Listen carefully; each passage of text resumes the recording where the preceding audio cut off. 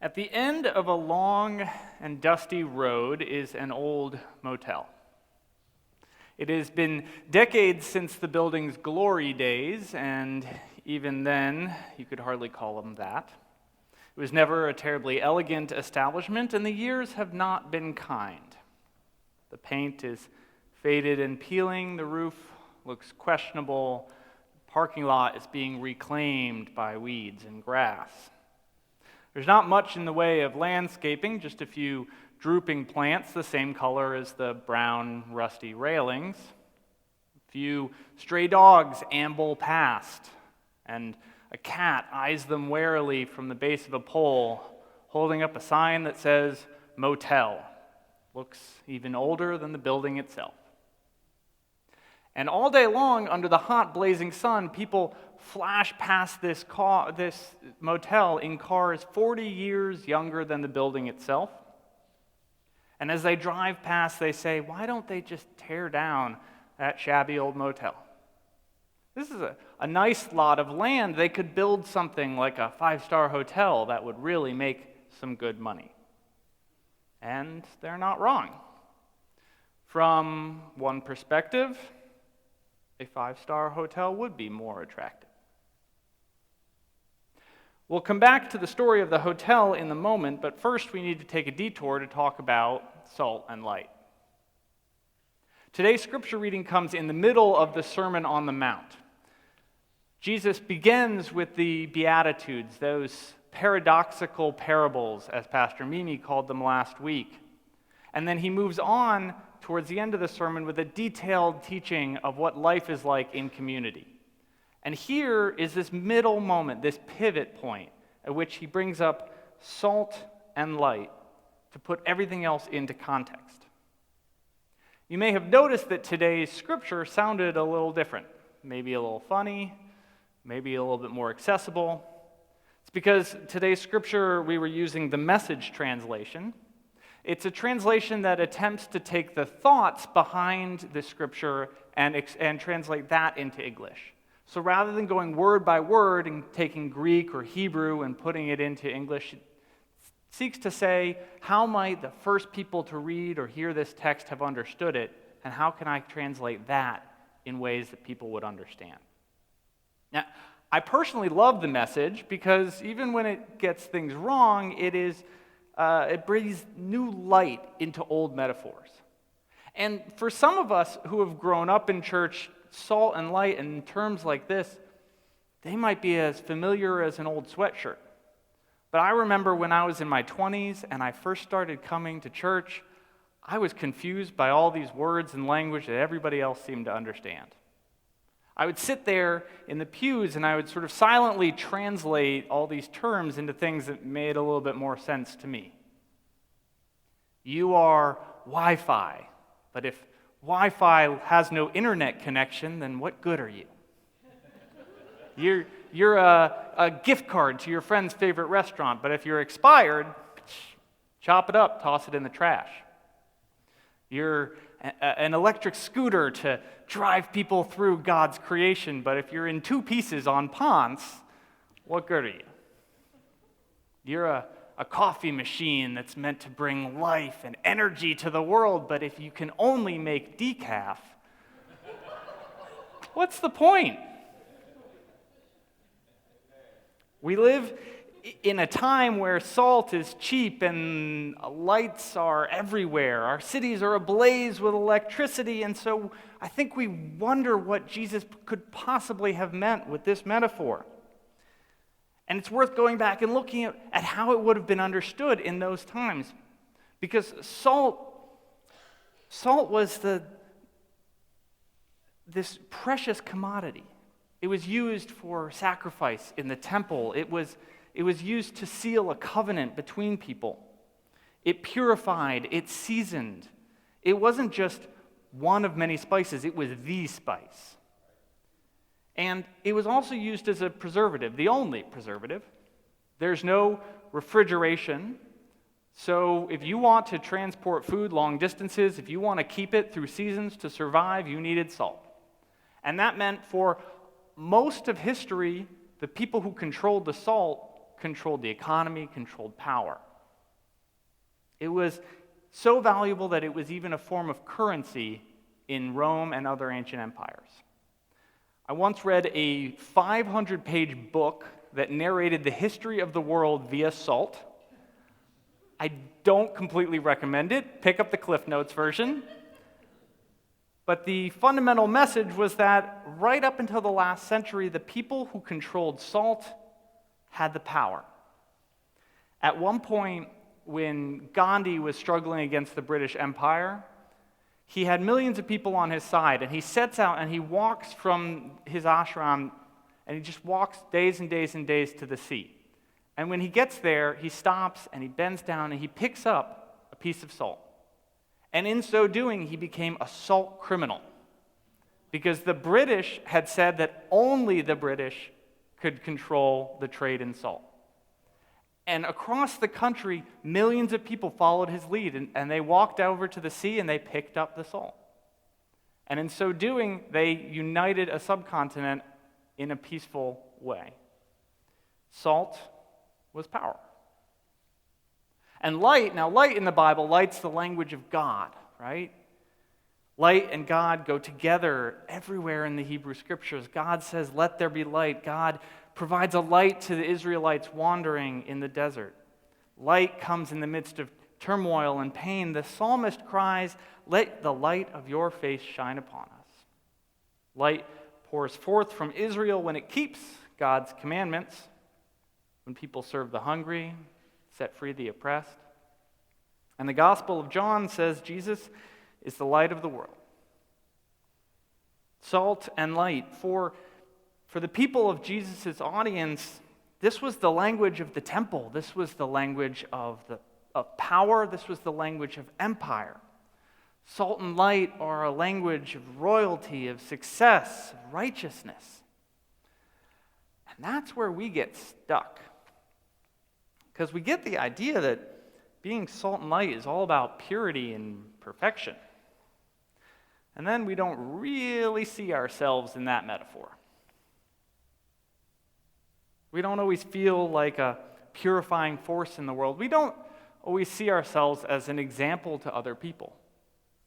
We tell ourselves we cannot be salt and light because we're too far from God. We've messed up too much.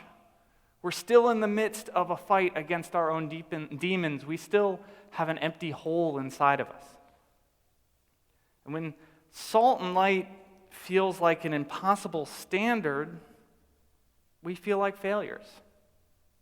And throughout history, to avoid that failure, a lot of Christians have changed the meaning of what this might say to us. So some would say that all salt and light means is going to church on Sundays, never standing out from the crowd, and just being nice to people, at least to their face. Or maybe that being salt means agreeing to a set of statements or praying a certain prayer, as if you're just signing a set of loan terms in order to buy a car. And if that's all salt means, then all light means is, hey, I got to go twist some arms to get some other people to sign these same set of loan terms. It means lecturing other people on how great it is to be salt. Pepper's going to hell. Cumin is living in sin. Basil is a Muslim. Don't even get me started on paprika. I don't buy any of this, for the record, but there are a lot of churches that do, and I'd wager if Jesus looked around at our world today, he would be upset. He would see economic systems that put more value on profits than people, billion-dollar war machines, families who can't go to a doctor, gay folks who feel like they have to lie about who they love. He would see slavery and then Jim Crow and then mass incarceration built by people who call themselves church-going Christians, and he would say, "You all have lost your saltiness. You all have hid your lamp under a bucket." If being salt and light means an impossible standard of perfection, then human beings will find an excuse to lose our saltiness. But what if it's not an impossible standard after all? Pastor Mimi noted last week that the people who came to Jesus were not the power brokers, not the 1%, not the beautiful celebrities. His crowd was made up of dishonorable, discouraged, despairing, hungry people. They weren't respectable. They didn't have perfect homes or the finest car or an amazing Instagram feed. They were, to use another contemporary language, a hot mess. The Greek word the Bible uses for these people is oklos. So it doesn't say demos, the word where we get democracy. Demos means people, yes, but it means like a group of people who all have a very distinct identity in common. They're all members of the same city-state. They all have voting privileges. They're all really super alike. Oklos, that's a word that's like a lot closer to a mob. It means something unruly, something differentiated. The people around Jesus were Jews and Samaritans and Gentiles. They definitely weren't Christians, at least as we understand it today. There were men and women and young people and old people and struggling farmers and starving fishermen. Korean theologians use the word multitude to translate this word. It's not a sort of flat, neat grouping of people who are all alike. It's a collective with texture and variety. A multitude is not clean and uniform. It's a wild, dirty mix of people who are very different and yet united for one common purpose. And when I think of this word, I'm reminded of the way that Rabbi Abraham Joshua Heschel marched alongside Dr. King as part of the civil rights movement. I'm reminded of the way that at times during that movement, Malcolm X had more in common with Dr. King than Dr. King had with a whole lot of white Baptist preachers. The famous Christian theologian Dietrich Bonhoeffer once said that there was more Christianity in Gandhi's Hindu movement than in the German church that allied itself with the Nazi state. Today, Malala Yousafzai is fighting the same fight for dignity and education for women that some are fighting within Christianity or other faiths. Interfaith movements are springing up around worker protection or to care for God's creation. And they're finding that even if they don't agree on everything, they are a crowd and a multitude gathered for a common purpose. What unites them is that they are in pain. They are, to paraphrase Isaiah, the ones still bound in the chains of injustice, still facing exploitation in the workplace, still oppressed, indebted, hungry. They are up against empire. They have been forgotten about in the temple. And until Jesus came along, it was way easier to just fight against each other than unite to create something more beautiful. So, when Jesus calls this messy group of misfits salt and light, he's not offering an impossible standard. He's just radically reordering the whole world. He's taking the language of empire and temple and he's applying it to these outcasts. This hodgepodge assembly of the poor, he says, is a rare and valuable element that brings seasoning and light to the whole world. And when this crowd works for peace and cares for one another and follows his teachings, they are light. They are salt because of their radical diversity, and they are light because of how they live, not what they believe. And that brings me back to that shabby old motel. Because during the day, people drive past and wonder why they don't tear it down. But at night, folks inside turn the motel light on, and it shines like a beacon. And down that dusty old road come all manner of people, the heartbroken, the addicted, the underpaid, the ignored, the forgotten, the poor in spirit, and the light on cash, the ones who need a little humility, and the ones who've always been told they weren't worth anything because of who they are. They walk towards a sign that blazes in the night, and no matter how many people show up, that sign always says vacancy. All are welcome. And when they get to the door, they find out that there's no Peloton machine in the gym, the mini bars aren't stocked with anything, there's no pool, but the food is hot and plentiful, and the rooms seem somehow to always fit more people. So they come and they rest, and they laugh, and then they mess up, and then they try to get better, and they care for each other. They celebrate their differences, and they share their stories, and they tell each other that they will have each other's back. They dream of a world as it could be, and they resist anyone who tells them that they should hate each other. They are salt together.